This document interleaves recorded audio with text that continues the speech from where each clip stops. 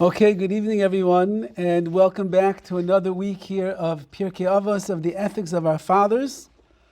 And as we mentioned in previous classes, there's a lot of overlap between the parshas that we have of the week and in the words of our sages in PIRKEI AVOS, and we'll see that tonight as well.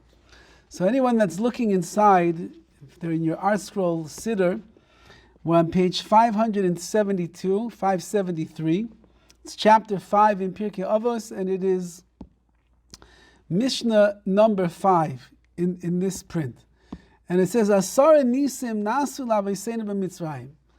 There were 10 miracles that were made to our forefathers, our ancestors, in Egypt. Ve'asara ala yam, and there were also 10 which took place on the yam by the splitting of the sea. So 10 miracles took place in Mitzrayim, in Egypt, and 10 more miracles took place by the splitting of the sea. And then the Mishnah goes on, there were 10 makos, 10 plagues which befell the Egyptians in Egypt, and they got 10 more makos, 10 more plagues and patches over there by the sea itself. So we'll focus tonight on the first line, or the first 2 lines over here of the Mishnah. And that is the following. There were 10 nisim, 10 miracles that Hashem made for our forefathers in Mitzrayim, and there were 10 that He made on the sea. So first of all, what were the 10 miracles that HaKadosh Baruch Hu made for Klal Yisrael, for the Jewish people in Egypt? We know that He made the makos, He made the plagues. It was 10 plagues altogether, as we are well aware of. And those plagues came as the miraculous intervention that HaKadosh Baruch Hu had while He was overtaking the laws of nature, and He was impressing upon the Egyptians and impressing upon the Jewish people that I, HaKadosh Baruch Hu, the Master of the universe, I'm running the show, I'm in charge, nothing is beyond me, I can overturn nature in an instant like that, I am the most mighty of all powers. He came to teach all of that to us. Why is it called that they are Asara Nisim, that there are 10 miracles to the Jewish people? We know that HaKadosh Baruch Hu wasn't really doing it to the Jewish people. He wasn't bringing the plague of blood and turning the waters of the Jewish people into blood. He did it to the Egyptians. He didn't bring the frogs and have them jump all over the Jews. He had to jump all over the Egyptians. He didn't bring kinim, the boils and the lice, all over the Jewish people. On the other hand, it was specifically geared towards wrecking the Egyptians and the land of Egypt itself. So it would seem to be that the miracles that Hashem made in Egypt were really the miracles that He wrought upon the Egyptians. And the Maral and the others explain that it's not true, because it was really like miracles within miracles. HaKadosh Baruch Hu brought a plague of blood, means all the water that was there in the land of Egypt turned into blood. But yet we know that the waters of the Jewish people never turned into blood. As a matter of fact, the Midrash tells us that if a Jew and a Mitzri and an Egyptian were drinking out of the same cup, and they had 2 straws, one was in the mouth of the Egyptian and one was in the mouth of the Jew, so the water would come out of the straw for the Egyptian as blood, and the water would come out of pure, clean water for the Jew. Says the Maral, that is a miracle in and of itself. If all of the water in Egypt is getting turned into blood, but somehow when a Jew puts his mouth on the water, it's water, that means that was a miracle that HaKadosh Baruch Hu did on behalf of the Jews. He brought frogs into the land of Egypt. They were jumping all over the place, driving the Egyptians crazy. The Jews were living in Egypt at the time. They were there around the frogs, and yet the frogs, there was like a force field against them. They never jumped even once or croaked one little croak in the ears or in the homes of the Jewish people. There was the plague of cheshech, of darkness. The darkness was so thick and it was so deep and intense that the Egyptians could not move. They could not move for 3 days. 3 days they were stuck. They couldn't move. They couldn't see. They couldn't breathe, even the Midrash tells us. There was darkness everywhere, and yet, for the Jewish people, wherever they were, there was light. Says the Maharal, that's a nace. If the entire country is being consumed in darkness, yet the Jewish people, wherever they were, there was or lechomash v'seichem, there was light to all of their dwelling places. So that itself is a miracle that HaKadosh Baruch Hu made for all of Klal Yisrael. So we see, in fact, that every single plague, how about maybe the greatest of them all, was the last one, was the Makas Bechoros, the killing of the firstborn. HaKadosh Baruch Hu literally skipped over. He's coming to mass murder all the Egyptian firstborns. And there is a decree upon the whole land of Egypt, every firstborn is going to get killed. And yet HaKadosh Baruch Hu jumps from one house to the other to make sure that not a single Jew will lose his life on that night. Says the Maharal, that itself is a nes. Umizeh nireh, as he writes, from here we see, Ki Hashem Yisbarach asa nes liYisrael. HaKadosh Baruch Hu made miracles to the Jewish people. Shehitzilim, he saved them from the plague that was decreed on the land and the people of Egypt. On every one of the miracles that we're describing over here, Hashem saved the Jewish people from the Makkos, from the plagues that have been decreed upon the land. So that's number one in the Mishnah over here. Number one is that there were Asara Nisim, there were 10 miracles which took place. Now we know that there were 10 plagues which took place, and that's the next part of the Mishnah. There were 10 plagues in the land of Egypt. So what does the miracles have to do with the plagues? There were 10 plagues, but to every single plague, HaKadosh Baruch Hu made a miracle for Klal Yisrael that the makkah, that the plague did not consume them or touch them or damage them. They were nitzel, they were safe from that. And then the Mishnah goes on and it says that Asara al Hayam, there were also 10 miracles which took place by the splitting of the sea. And the Avos, the Rabbi Nassan, goes through all of those 10 miracles. The Vilna Gaon and others, they describe what all of the 10 miracles, based upon the words we find in the Chumash itself, and Chazal and our sages teach us what were the 10 miraculous things which took place, and maybe we'll see a little bit of that towards the end. But what was the purpose of these 10 miracles which HaKadosh Baruch Hu made for Klal Yisrael at the splitting of the sea? And again, we're coming off of the 10 miracles of Yetzias Mitzrayim, of the Exodus, which means that we just came from 10 plagues. And those 10 plagues, every single one had connected inside of there a miracle. So the Jewish people are walking away from Egypt, they're running into the redemption, and they are literally pumped up with a clarity that HaKadosh Baruch Hu is in their lives, and He's watching over them, and He cares about them, and He's never going to let them stray too far. They recognize that. So why was it necessary? Just split the sea, let the Jewish people go through, save their lives. Why did HaKadosh Baruch Hu have to make another 10 miracles on our behalf as we're going through the sea? So the Maharal says on this question, he asks, why did Hashem have to make so many miracles by the sea? Just split the sea, that would have been enough. Let us get through and drown the Egyptians, that would be the end of the story. So he writes over here the following idea.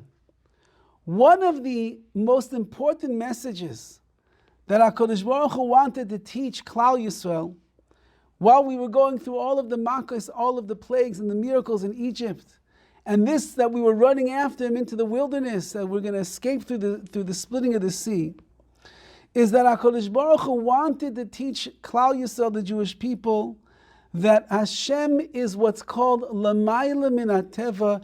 He is far above the laws of nature. And if the Jewish people themselves will recognize that, and they will attach themselves to Hashem, and they will proudly become the nation that is, as we know, Lech Tech Acharai Bamidbar. They were willing to run after the uncharted territory in the wilderness because they realized the omniscience of Hashem.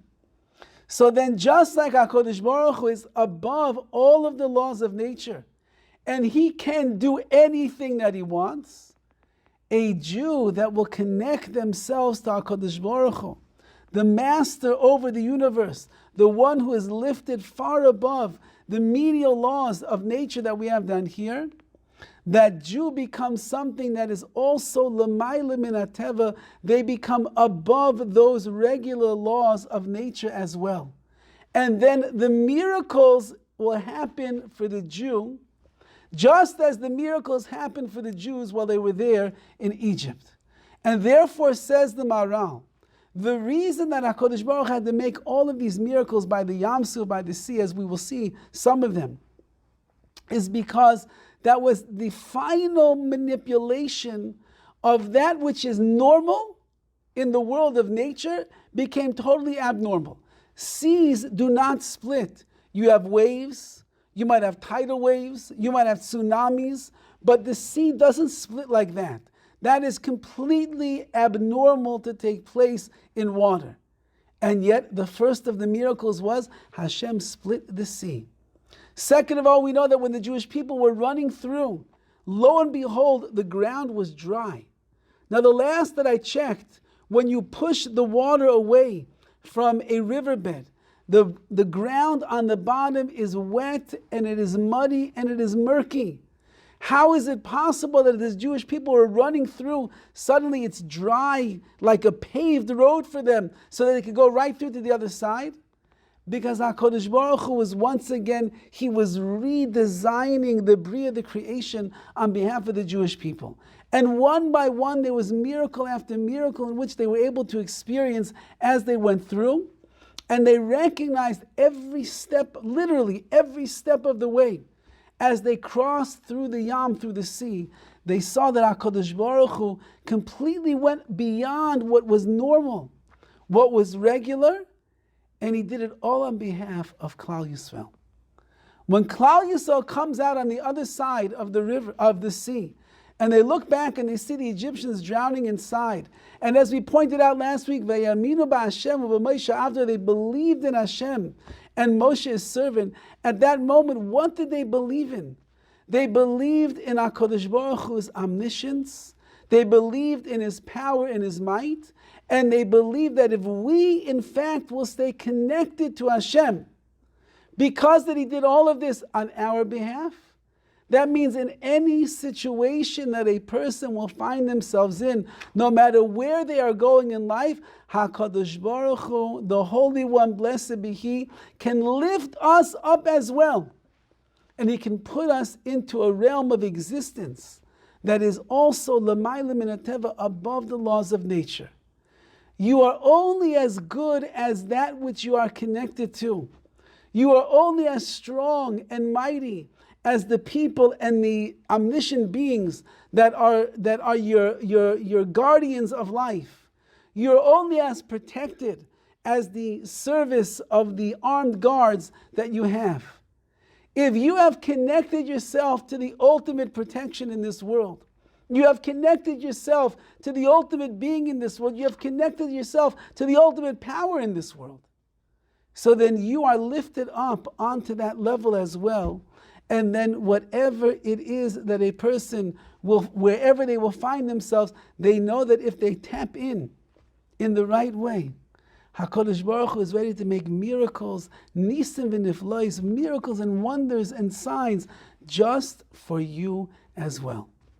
So says the Maharal, number one, HaKadosh Baruch Hu needed to make one last impression on the Jewish people, to show in one specific area, the sea, the Yam Suf that was there, how he could change everything from what was normal, make it in a way somewhat abnormal, but that abnormality was the miraculous way in which HaKadosh Baruch Hu saved our nation. But he says another idea as well.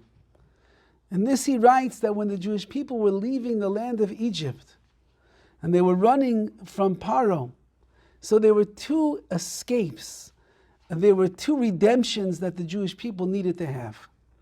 Number one, they had to be redeemed from the land of Egypt itself. And that was really the redemption from the hands of Paro. Paro was the king of Egypt. Paro was the one who was putting all of the decrees against them. Paro was the one who kept them under slavery for 210 years with incessant torture and beatings and all of the above. And therefore, part of the redemption, or we say the first part of the redemption, was We needed to be able to break free of that tyrant called Paro, who was holding us down in the land of Egypt for all of those hundreds of years. And as we pointed out previously, Mitzrayim itself doesn't just mean the physical land in which was trapping the Jewish people, but it was a spiritual trapping that Paro, who stood for all of the impurity and all of the anti-God propaganda of that time, he was the one that was trying to squelch us and make us, he was like the Yetzer Hara, like the evil inclination, as we said. And he was trying to get us to not recognize the greatness that there is inside, what we could possibly accomplish. And he was restricting us. So number one in the escape, in the redemption of the Jewish people, was we had to get away from that king. We had to get away from the man who represents the Yetzer Hara here in this world. Secondly, though, that would not be enough, says the Maharal. If only we got away from Paro, only we got away from the king, and we went off into the wilderness where we were living freedom, but because we never left the shackles completely of Mitzrayim, of Egypt, of the culture, of the ideologies, of the nation, so that we would still be bound in a certain way to that place that we were coming from.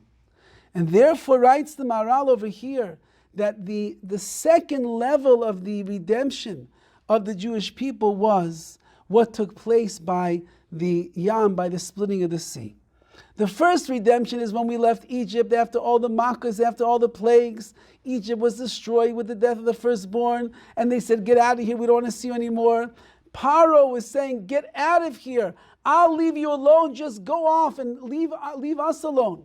Which means that we were redeemed from the rulership of that wicked king, this Yetzer Hara, this inclination that was wicked and evil. But by the sea, what took place? Klal Yisrael went through to one side, we turn around, and all the Egyptians are drowning, which means the nation and their ideologies and their will and their lifestyle and everything about them, that drowned at the sea. And then Klal Yisrael was free from the king, who represents Yetzer Hara, trapping, confinement, and then they were free from the nation. If you live in a certain place for 210 years, that nation has a very strong hashpah, influence on you. It influences the way that you think, the way that you look at life, the way that you treat your wife and your children. It influences what you think is extracurricular, what kind of job you're going to get. It influences a person a lot. HaKadosh Baruch Hu said, you're coming into the wilderness right now to stand at our Sinai, to become Avdei Hashem, the servants of God. You're going to have to leave that behind. When they came to the splitting of the sea, and they went through, and the Jewish people and the Egyptians ended up getting drowned, that was, for them, that was the end of everything that Mitzrayim, that Egypt stood for. Now, of course, as we see in the Chumash, it's easier said than done. They get the Torah this week's Parsha, and in a week or two, suddenly they're bowing down to the golden calf. They're in the wilderness, everything is going pretty great, and then a glitch takes place, and they start complaining, and their complaints are, oh, why did we ever leave Egypt? If only we could still be there, eating the cucumbers and the watermelons, we'd be so much happier. So it's not so easy to get all of that out of the consciousness or the subconsciousness of a person, but Hashem wanted to remove it as best as He could. And therefore there were 10 miracles in Egypt, and there were 10 miracles at the sea. And all of those miracles contributed to the freedom, physical, emotional, spiritual freedom that the Jewish people were able to participate in and become the beneficiaries of. There's a question that I saw in this Mishnah that also along these lines, it's in a new print that was of a commentary. It's called the Dorish Dovid. It's written by Dovid Hofstadter, who's a prolific person in our generation. And he says, what's the point of the miracles inside the land of Israel, inside the land of Egypt, the miracles outside? Let the Mishnah say there were 20 miracles which took place for the Jewish people when from between Mitzrayim and the sea. Why break up 10 over here and 10 over there? There were 20 altogether. That's even more impressive. 20 miracles for the Jewish people is quite impressive. Sounds better than 10 and 10. So he writes over here the following idea. And he says that there are two ways in which HaKadosh Baruch Hu brings miracles to the Jewish people. One is what is known in the language of the Kabbalists, the Srasusa de La'ela, that is the upper inspiration when everything is coming directly from Hashem. And then there is another way in which Hashem brings miraculous salvation, and that is the Srasusa de la Mata or de la Tata, which is the inspiration that comes from down here in this world. And he says that when the Jewish people were ready to leave Mitzrayim, and all of those miracles were coming one after the other, 10 miracles, the makkos, the plagues, he says Klal Yisrael really at that time had no merits of their own. They were a slave nation. As we said before, they had assimilated. They didn't believe in HaKadosh Baruch Hu anymore. They were down in the dumps of Egyptian life. So they didn't have the merits on their own to be able to trigger off in the heavens that Hashem should come and save us. But Hashem in His chesed and His mercy, in His tremendous kindness and His love for the Jewish people, HaKadosh Baruch Hu decided that He's going to make a miracle over here. And the time has come that the Jewish people must leave Egypt, because if not now, when? As we know in the Haggadah teaches us, if they would have stayed in Egypt even one more day, maybe even one more moment, according to the language over there in the Haggadah, then we and our children and our grandchildren for all generations, we would have sunk into the quicksand of Egypt, and we would still be enslaved to the Mitzrayim, to the Egyptians, and to their powers. And therefore HaKadosh Baruch Hu said, I cannot delay anymore. So He was aroused above, so to speak, to shine His glory and His chesed, His kindness and His mercy on the Jewish people. And when, even though we didn't deserve it, and perhaps when we even least expected it, Hashem made miracle after miracle after miracle, 10 of them altogether, in order to bring about the Geula, the redemption of the Jewish people from Egypt. But when we got to the sea, as we know the famous words in the Midrash and the Gemara, when they got to the sea, they began crying out to HaKadosh Baruch Hu, save us Hashem, save us, we have no place to go, there's Egyptians behind us, there's a sea in front of us, there's animals on all sides, save us. And HaKadosh Baruch Hu said to Moshe Rabbeinu, Ma titzak elai, why are you crying right now? I'm not interested in your prayers. I would like to see you do something. So we know that a man by the name of Nachshon ben Aminadav came up to the front, the lip of the sea over there, and Hashem said, Vayiso, jump in. And nobody wanted to jump, and Nachshon, with all of his courage, jumped into the sea. And the water was coming up to the nose, and as the water got to his nose, and he was not able to breathe anymore, suddenly the sea split. How were we zeich? How did we merit all of the miracles which took place with the splitting of the sea? That is the Yisrasusa, the Latata, that is the inspiration that came from the Jewish people down here from ourselves. So when you look in our lives and we see there is the inspiration that comes from above, Hashem will send gifts in our lives. Sometimes a person will go someplace and they'll be so inspired. They didn't even do anything for it. They got the inspiration. And sometimes if a person is not going to buckle down and find it inside themselves, the inspiration is never going to come. And therefore HaKadosh Baruch Hu, He says, we'll work together. I'll reach out to you, but you have to reach out to me. And this is the story of Klal Yisrael throughout all of the ages. And this is our story as well. That in life there's always going to be the opportunity that Hashem will send our way. And HaKadosh Baruch Hu says, I'll send you the opportunities. I'll give you the chance. I will have mercy and kindness upon you. But you must show me as well that you are willing to inspire and to arouse and to awaken yourself down here in this world and do something. If it means jumping into the waters, into that cold sea in the middle of the night, it was Chatzais, it was the middle of the night over there, the Egyptians are chasing after them. It was frightening. And yet you're willing to jump in anyway because you're boiteich, you trust in me, and you believe in me that I will take care of you. Says HaKadosh Baruch Hu, you do for me and I'm going to do for you. Or I will do for you and therefore you're going to do for me. And this is the way in which it should work in everybody's life. Very often if a person just pays attention. There are times when we are given a divine influence from above and things just go in that direction. And there are times when HaKadosh Baruch Hu says, I'm waiting to see what are you going to do.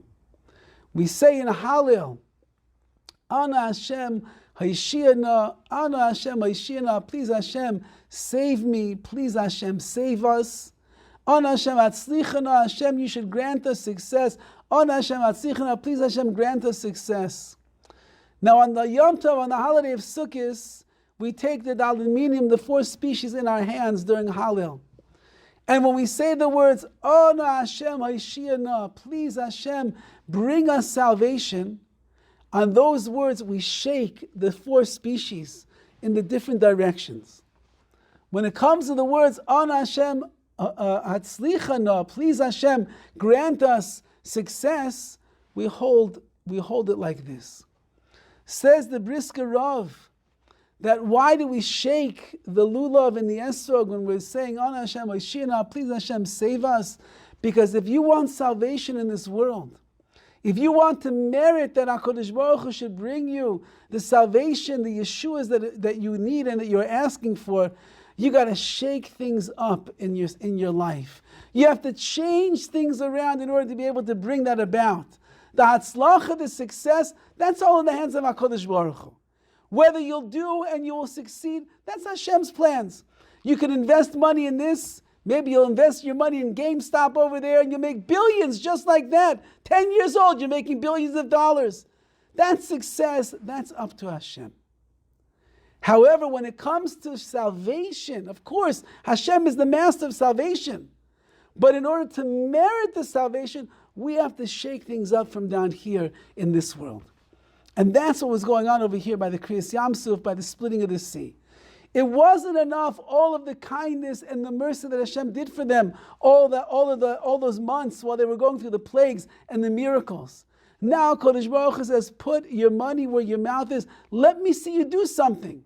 How much do you believe in me and trust in me that I'm going to save you? Jump in and you'll show me. And by doing that motivation, that motivational act from the bottom up, HaKadosh Baruch Hu, He split the sea in half.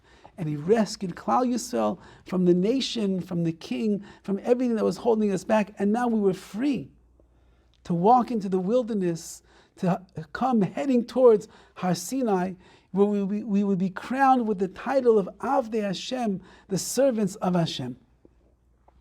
Now, as I mentioned before, there are 10 different miracles which took place in the splitting of the sea.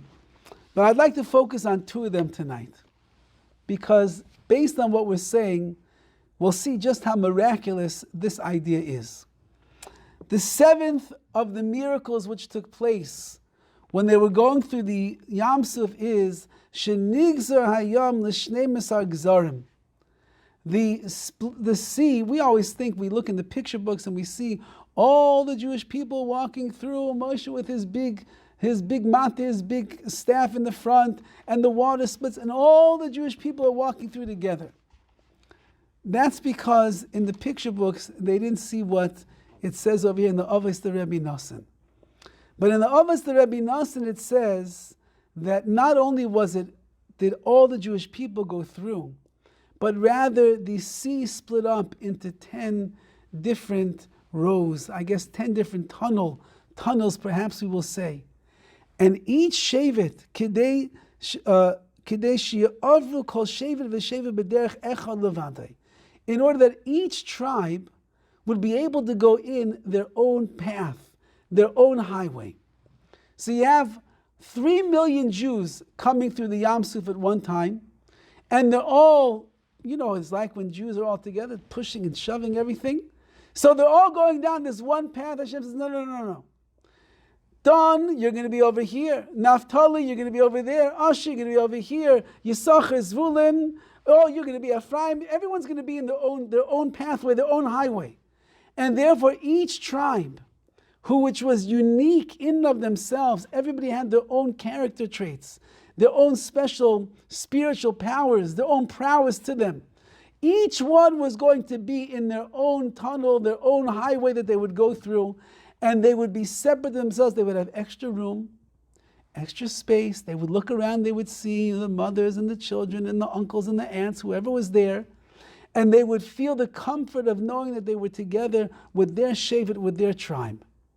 And so therefore they were going each one on their own, and yet these 12 parallel lanes that were going through the splitting of the sea, and each tribe had its own. Now that's very nice for the tribe. But what if Yisachar looked around in his lane over here, and all he saw were Yisacharniks? He only saw people from his tribe. And he didn't see any other of the tribes. So he might start thinking to himself, oy vey, what's going on over here? Only we're going through to the other side? What about all the other Jews? What about Shimon and Levi and Yehuda? What about Ephraim and Menashe? Where are they going to be? Are we the only ones that are going through? What's happening over here? So that would be a very discouraging and disheartening thought. If they felt that they were the only remnants of the Jewish people out of Mitzrayim that were going on their own, even though they had the ravchus, the comfort of the space, and they had the comfort of knowing each other and going through together as one, that was nice. But if in fact they would think that they were the only ones who made it to the other side, the only ones that were going through the sea at this time, that's something that would be very hard on them to be able to understand. Why should we live and everybody else is perishing? So the eighth miracle was Shekafu Amayim Kisapir V'Shayam V'Zechuchis. The waters, as they were in their walls over here, that everybody was going through their lanes, the waters turned into shiny stone that looked like glass. Kedei sheyiru hashvatim elu es elu.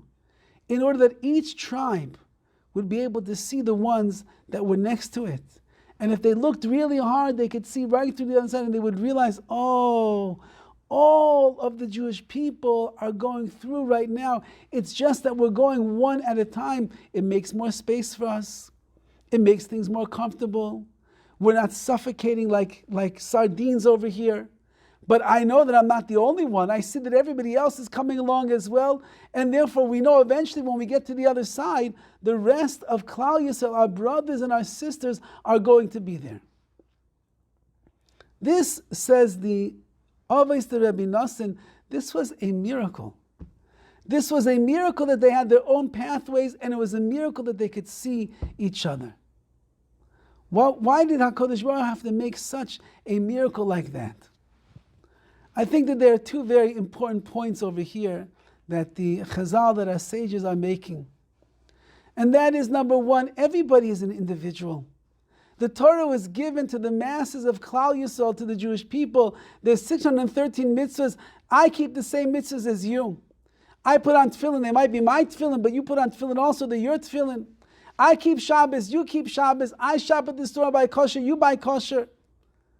I sit in my sukkah, you sit in your sukkah. We're all doing the same things. And yet every single person at the end of the day is a true individual through the mitzvahs and through the observance and through the Torah that they keep and that they learn. And every shevet, every tribe had their own special flavor. They had their own special midos, character traits. They had their own special personality traits that were there.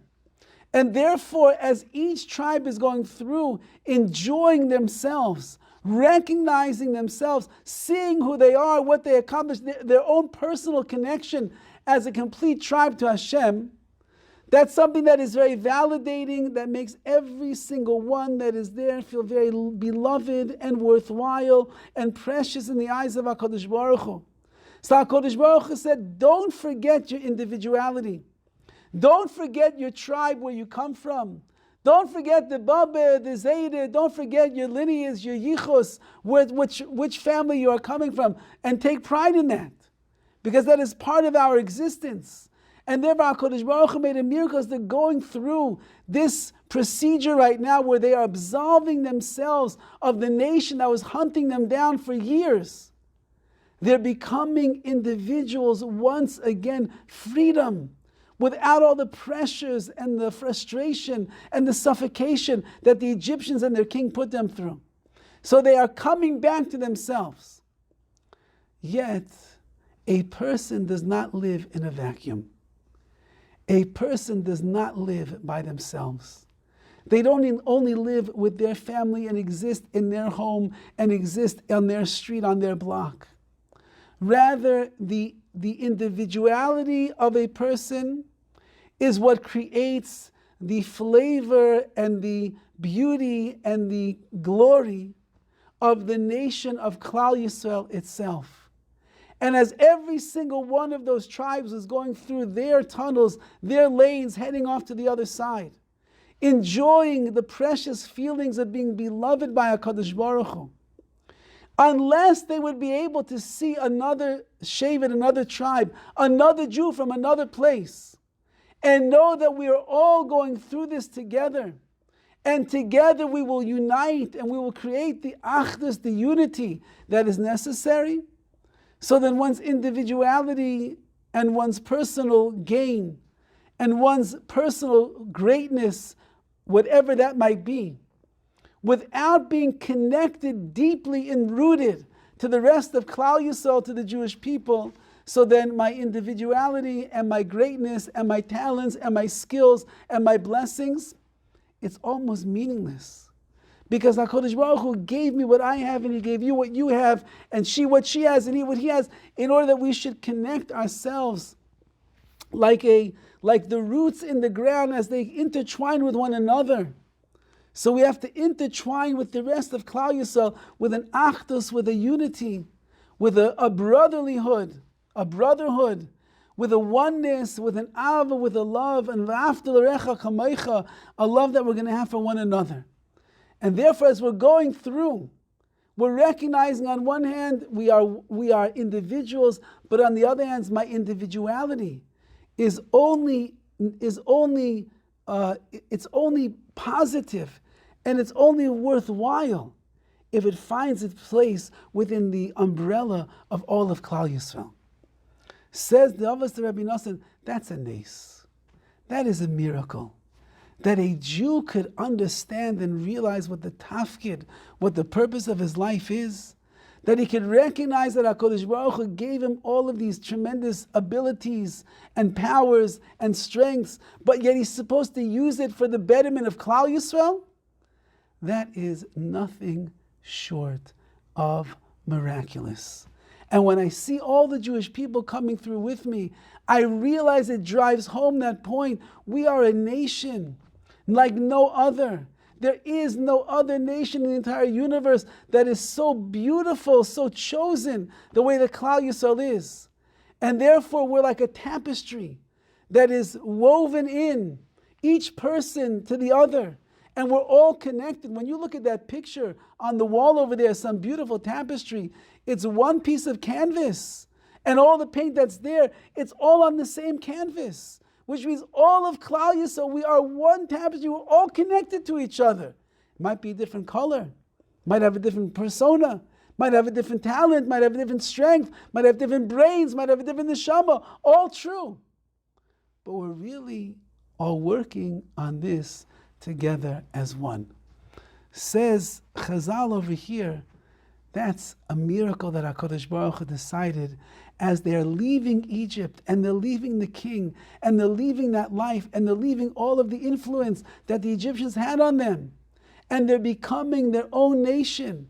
They have to realize it's individuals that make up the group, and that group is a fine, beautiful, rich tapestry of Jewish people that are going to create the most powerful, wonderful nation we could imagine, that in just 50 days after leaving the impurities of Egypt, they had raised themselves to a level so high that they were on the 49th level of the purity, of Kedusha, of holiness, and they were worthy of receiving the Torah.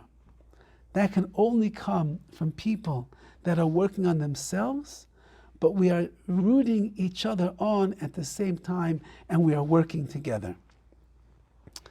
This last few days in the Jewish people has been a very painful 3 days.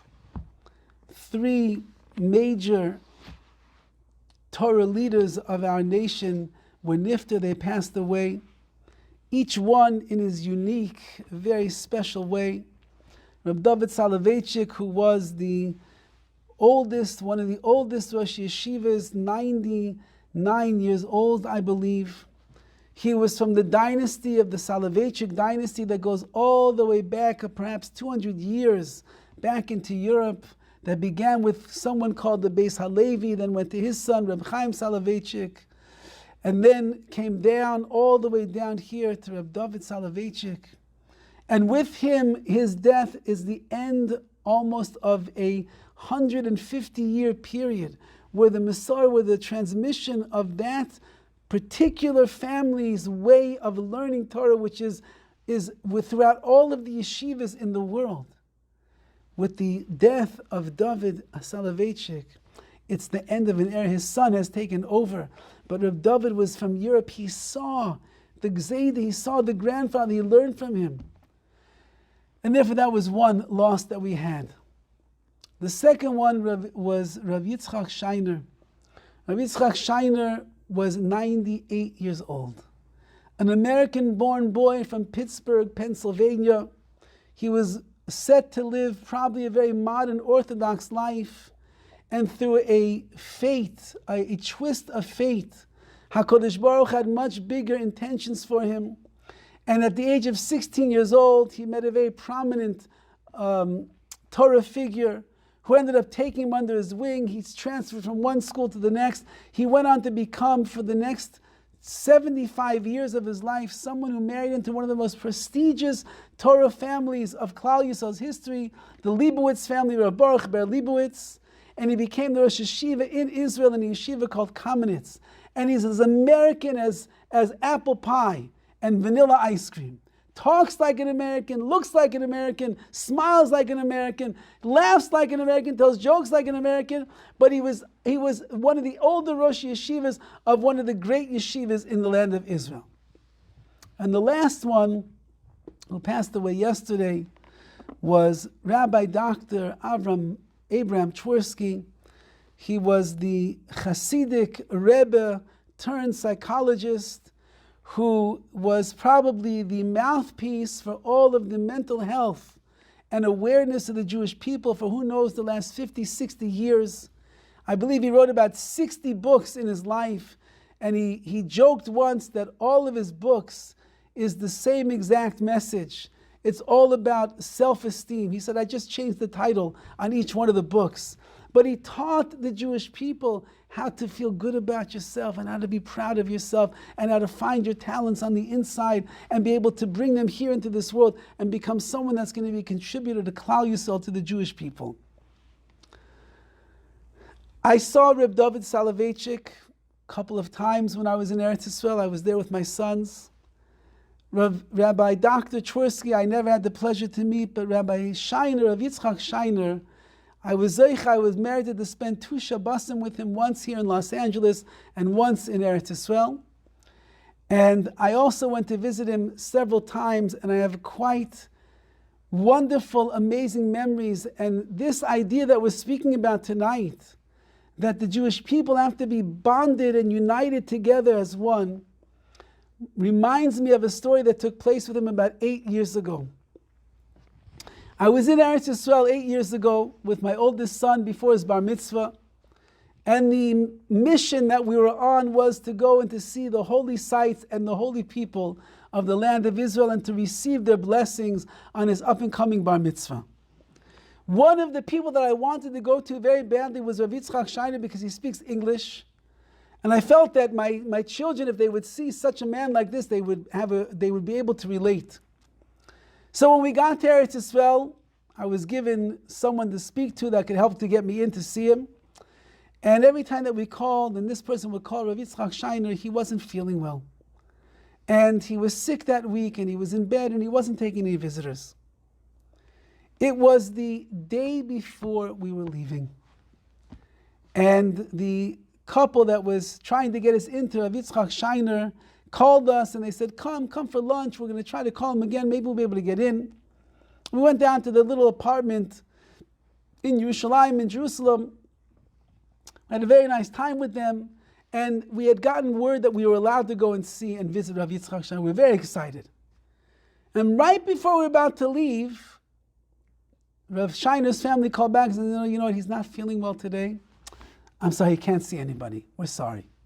Okay, listen, we tried. It was the last day we're going to be in Israel. We're leaving tomorrow. What can we do? We tried. We get in a taxi. My son and I were heading back to the apartment where we were staying.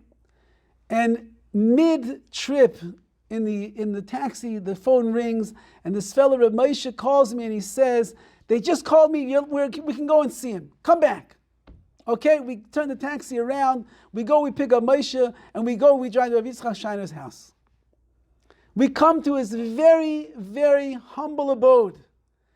If you can't imagine, the kitchen was the size of maybe a hallway closet. The dining room was the size of a shoebox. There was the walls were, everything was ancient. But there was such a kedusha, a holiness that was radiating in that house. And one of his grandsons came and answered the door. And he said, Ken, what do you want? So he said, we're here to see the Rosh Hashiva. You are, he says? Yes. He said, who told you? I said, they just called us and told us to come. He said, my grandfather's not feeling well. He told you to come? I said, we could come to get a bracha. He walks back to his grandfather's bedroom, which we found out that it was. And he comes back immediately and says, okay, you can come. Like 2 minutes, you go in, you get a bracha, and you leave. Okay. So we come in, and we walk into the Rosh Hashiva's bedroom. Okay. Find me a 90-year-old man who's one of the leaders of a yeshiva, of a school, of hundreds, if not thousands of people, where a stranger can just walk into his bedroom while he's lying there in his pajamas because he's not feeling well. We walk into his room, and he's lying there in bed. Now, what does a man who doesn't feel well do, who's 90 years old? He has piles of svarim, of books on both sides. He has like 2 or 3 of his grandsons that are sitting there with him, and they are learning deep lessons in the Talmud. Okay, but he wasn't feeling well, just to remind ourselves. So we walk in, and he sees us, and he props himself up on his bed. And if you could find a picture of him online, Rav Yitzchak Shiner, you see this smile, like could light up the darkest of nights. And he smiles at us. And the 4 of us, it was me and my son and I, and this other fellow Moshe and one of his daughters, young daughters. We walk in. And he smiles and he tells us, come over. I explained to him, we came from America, we just want to get a bracha for my son before his bar mitzvah. No problem. And he gives my son a beautiful, beautiful bracha, so sweet. Doesn't know me. We met once in LA a long time before. I don't know if you remember or not. Fine. As we're there, and we were told we have to leave after 2 minutes, suddenly he starts schmoozing with us. And as he's schmoozing with us, we see that there's more and more life that is coming to his face. And as he's schmoozing, so I realized that we're not getting thrown out. It's more than 2 minutes already, and maybe I could actually get a question in. So I said, can I ask the Rosh Hashiva a question?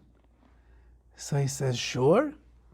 So I said, I'm a Rav in Los Angeles, California. We live in an out-of-town community.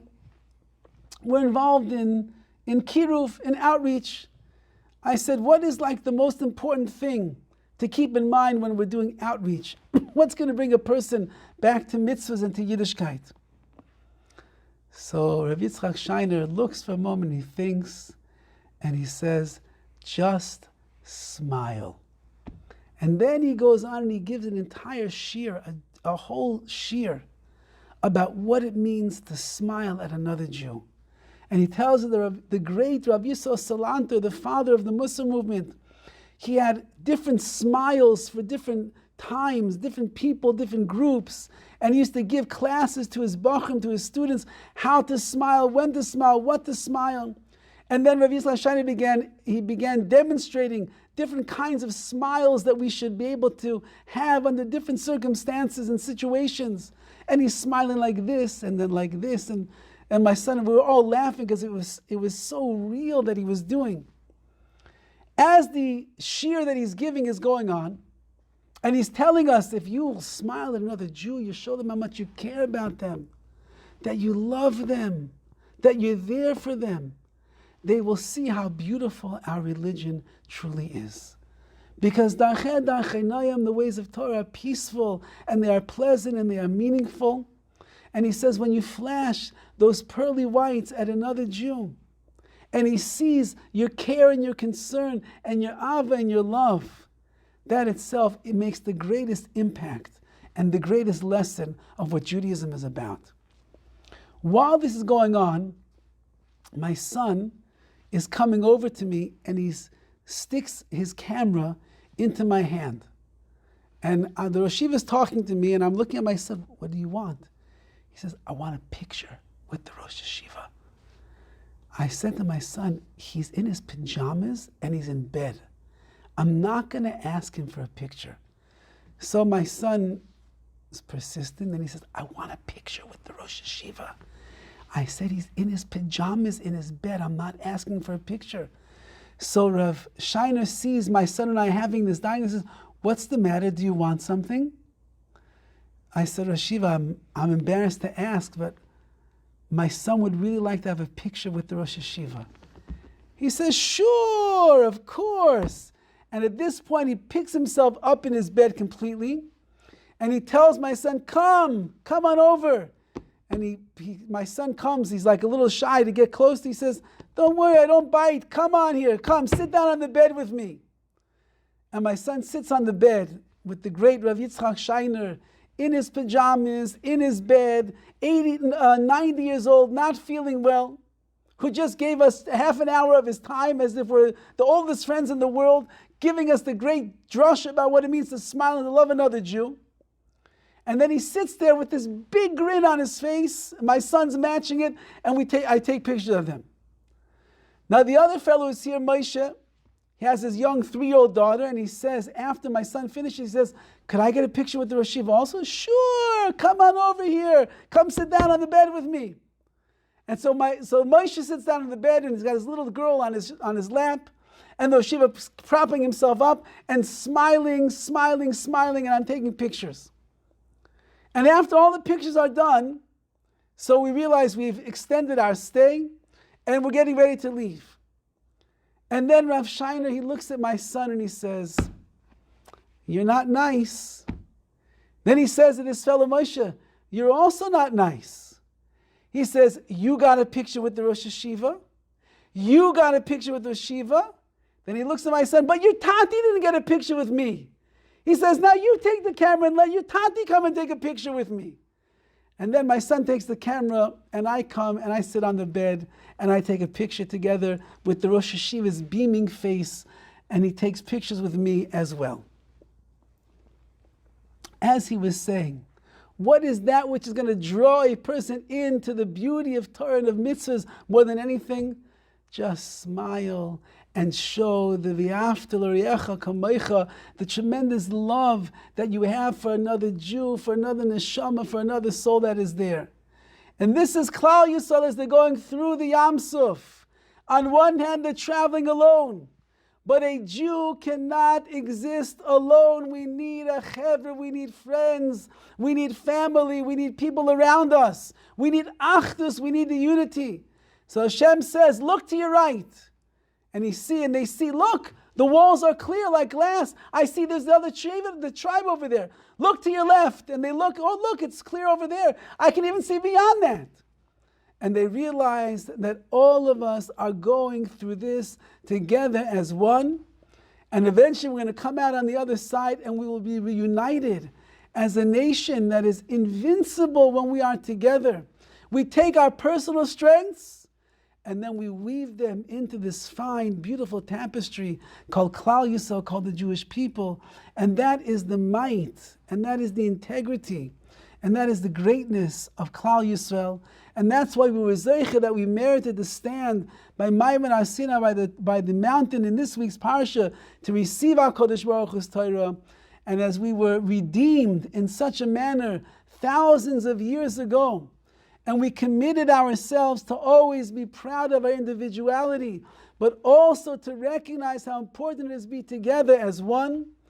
In that zechus and that merit, may we be zeicha be'ez Hashem, that these are the zmanim, the times of the geula, of the redemption, that Klal Yisrael should band together as one. Too much division going on. We don't have to be Democrats and Republicans. Too much. That's not us. We are together ba'achdus as one. And be'ez Hashem, if we do that, just as Klal Yisrael was redeemed, then may HaKadosh Baruch Hu bring the ultimate redemption to each and to every one of us, to all of Klal Yisrael as individuals and as a group, as a one big family. We are called B'nai Yisrael. We are the children of Israel. The children of Israel have one Father, Avinu Shebashamayim, our Father in heaven, may look down on us, and with our Israsutza Dilatata, with our inspiration from below. Now Kodesh Baruch Hu bring the inspiration from above and bring the Geula Shlema B'mheira V'yameinu. Amen. Thank you, Rabbi Horowitz. You're welcome. You're welcome, everyone. Thank you, Rabbi. You're welcome. You're welcome. Have a good night, everyone.